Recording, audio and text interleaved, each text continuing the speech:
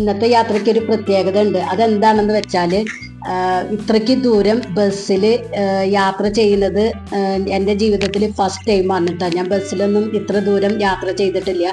അതും തന്നെയല്ല, ഞങ്ങൾ 3 പെണ്ണുങ്ങൾ മാത്രമാണ് പോണത്. ആണുങ്ങളാരുമില്ല. അതിൻ്റെതായ ഒരു സന്തോഷം ഞങ്ങളുടെ മുഖത്തും നിങ്ങൾ കാണുന്നില്ലേ? ഞങ്ങളുടെ 3 ആളുടെ മുഖത്തും ബസ്സിലുള്ള ഞങ്ങൾ ഒച്ചപ്പാട് കണ്ടിട്ട് യാത്രക്കാരൊക്കെ ശ്രദ്ധിക്കണ്ടായിട്ട് അതൊന്നും ഞങ്ങൾ ശ്രദ്ധിക്കണേ ഉണ്ടായിരുന്നില്ല. ഞങ്ങൾ തൃശ്ശൂരിൽ നിന്ന് മലപ്പുറം തിരൂർക്കാണ് പോണത്. ഞങ്ങളുടെ പോക്ക് കണ്ടാൽ വിചാരിക്കും ഞങ്ങളുടെ കല്യാണത്തിനോ ടൂറോ പോണതാണെന്ന്.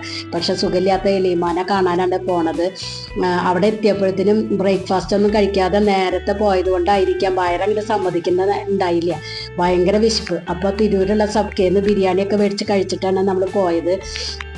വീട്ടിൽ അവരവിടെ പറഞ്ഞിട്ടുണ്ടായില്ല കേട്ടോ, നമ്മളിന്ന് ചെല്ലുന്നൊന്നും പറഞ്ഞിട്ടുണ്ടായില്ല.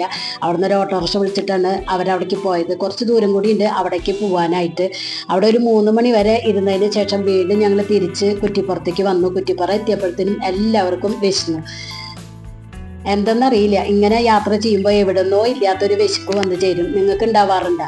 അപ്പോൾ അവിടുന്ന് ഫലതയൊക്കെ മേടിച്ച് കഴിച്ചതിന് ശേഷം നേരെ ബസ് കയറി വീണ്ടും തൃശ്ശൂർക്കാണ് നമ്മൾ പോകുന്നത് കേട്ടോ.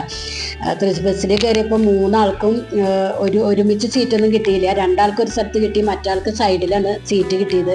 അവിടെ ഓരോ കമൻ്റൊക്കെ പാസ്സാക്കുണ്ടായി.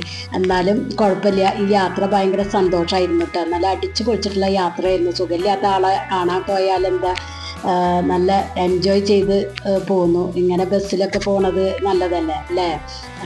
എനിക്ക് ഭയങ്കര സന്തോഷമായി. ഞാൻ ഫസ്റ്റ് ടൈം ആയതുകൊണ്ടായിരിക്കാം ഭയങ്കരമായിട്ട് എൻജോയ് ചെയ്തു. അപ്പോൾ ഇത്രയ്ക്കൊക്കെ ഉള്ളൂ നമ്മുടെ യാത്ര. വീട് എത്തിയപ്പോൾ ഒരു 8:30 ആയിട്ടാണ്.